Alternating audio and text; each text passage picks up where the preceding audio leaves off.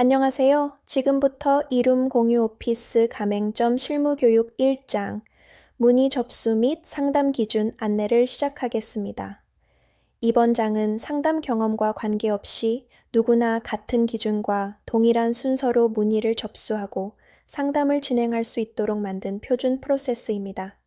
특히 비상주임되는 법인인지 개인인지, 그리고 업종에 따라 행정 절차와 사업자 등록 여부가 결정되기 때문에 애매한 즉답은 분쟁이나 반려로 이어질 수 있습니다. 이러한 문제를 대비하기 위하여 오늘은 첫 응대 멘트, 필수 질문, 안내 순서, 본사 확인이 필요한 질문 구분, 기록 원칙까지 핵심 흐름을 정리해 드리겠습니다. 지금부터 1장 문의 접수 및 상담 기준에서 다룰 내용을 먼저 정리해 드리겠습니다. 이 장은 상담을 즉흥적인 느낌이 아니라 표준 기준으로 진행하기 위한 흐름으로 구성되어 있습니다. 먼저 이 장의 목적과 상담 전 기본 인식을 확인하고 상담 전에 반드시 체크해야 할 준비 항목을 정리합니다. 이어서 현장에서 바로 사용할 수 있는 첫 응대 표준 멘트, 그리고 빠짐없이 확인해야 하는 상담 기본 질문을 안내 드리겠습니다. 마지막으로 고객 니즈를 기준으로 상담 방향을 결정하고 표준 안내 순서로 마무리하는 방법까지 진행하겠습니다. 상담에서 가장 중요한 원칙은 3가지입니다. 첫째, 상담은 영업이 아니라 조건 안내입니다. 고객이 원하는 대로 약속하는 것이 아니라 기준을 설명하는 단계입니다. 둘째, 불확실한 내용은 즉답하지 않습니다. 확인 후 안내가 기본입니다. 가능 불가를 단정하지 말고 기준과 서류로 판단합니다. 셋째, 비상주와 법인 상담은 항상 보수적으로 진행합니다. 특히 업종과 관할 기준은 사례가 자주 바뀌기 때문에 조심해야 합니다. 상담을 시작하기 전에 최소한 5가지를 확인합니다. 첫째, 문의 유형이 상주인지 비상주인지, 개인인지 법인인지부터 구분합니다. 둘째, 업종을 정확히 확인하고 제한 가능성이 있는지 판단합니다. 셋째, 지역 관할 기준이 민감한 곳인지 확인합니다. 특히 평택처럼 법인 비상주가 반려되는 사례가 많은 지역은 더 조심합니다. 넷째, 현재 공실과 제공 가능한 서비스 범위를 확인합니다. 다섯째, 최근 본사 공지나 제한 기준 변경이 있는지 확인합니다. 이 체크가 끝나기 전에는 된다, 안 된다를 먼저 말하지 않습니다. 첫 응대는 표준 멘트로 시작합니다. 전화는 안녕하세요. 이룸 공유 오피스 D점입니다. 어떤 내용으로 문의 주셨을까요? 로 받습니다. 문자나 카톡은 이용 형태, 상주, 비상주와 사업자 유형을 알려주시면 확인 후 안내드리겠습니다로 시작합니다. 그리고 아마 가능할 것 같아요. 대부분 다 이렇게 합니다. 일단 등록부터 해보세요. 같은 말은 금지입니다. 애매하면 확인 후 안내로 정리하는 것이 오히려 더 친절하고 안전합니다. 상담은 질문이 정리되면 절반은 끝납니다. 반드시 확인해야 하는 기본 질문 6문항은 다음과 같습니다. 이용 형태는 상주인지 비상주인지, 사업자 유형은 개인인지 법인인지 예비인지, 업종은 정확히 무엇인지 확인합니다. 시작 시점은 언제인지, 이용 기간은 어느 정도인지, 그리고 회의실 우편 주차 간판 같은 요청 사항이 있는지도 확인합니다. 이 6가지는 고객이 급하다고 해도 건너뛰지 않습니다. 이 정보가 없으면 정확한 안내 자체가 불가능합니다.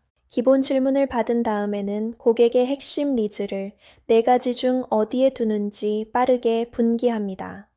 주소지 등록이 핵심인지, 실제 근무할 공간이 핵심인지, 비용이 가장 중요한지, 오늘 처리처럼 긴급성이 핵심인지 확인합니다. 이 분기가 되면 설명의 방향이 정해지고 고객도 무엇을 먼저 결정해야 하는지 이해하게 됩니다. 안내는 반드시 순서대로 진행합니다. 먼저 제한 가능성을 고지합니다. 업종, 사업자 유형, 관할 기준에 따라 제한될 수 있다는 점을 먼저 말합니다. 다음으로 이용 형태를 제한합니다. 상주인지 비상주인지, 독립사무실인지, 지정석인지 방향을 잡습니다. 그 다음 제공 범위를 안내합니다. 출입, 공용공간, 회의실, 우편 같은 운영 범위를 정리합니다. 이후 요금과 계약 조건을 기준표대로 안내하고 필요한 서류를 안내합니다. 마지막으로 방문 예약, 서류 전송 또는 본사 확인 후 회신 중 무엇으로 마무리할지 다음 행동을 확정합니다. 비상주 상담은 특히 가능이라고 단정하는 순간 위험해집니다. 비상주는 모든 업종과 모든 사업자에게 제공되는 서비스가 아니며 관할 기관 판단에 따라 제한될 수 있습니다. 따라서 상담 초기부터 가능 여부 검토로 진행한다는 기준을 먼저 고지합니다. 제조업과 도매업은 원칙적으로 제한되는 경우가 많기 때문에 서류 제출 후 검토 대상이라는 점을 분명히 합니다. 또 비상주 계약은 관할 기관 실사가 발생할 수 있고 계약 종료 시 주소지 이전이 필요하다는 사실을 반드시 안내합니다. 법인 비상주는 제도상 가능하더라도 실제 관할 세무서 판단에 따라 반려되는 사례가 늘고 있습니다. 특히 평택 지역은 법인 비상주가 반려되는 경우가 많아 지점에서 예외 가능성을 암시하면 큰 문제가 됩니다. 그래서 될 수도 있다, 일단 해보자 같은 안내는 절대 금지입니다.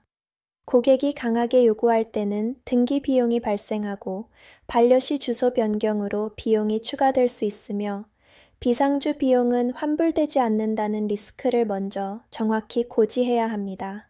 상담 중 아래 질문이 나오면 지점에서 즉답하지 않고 본사 확인 후 안내합니다. 할인 감액 같은 조건 변경, 중도 해지 환불 범위와 위약금, 보증금 반환 조건은 민감 영역입니다.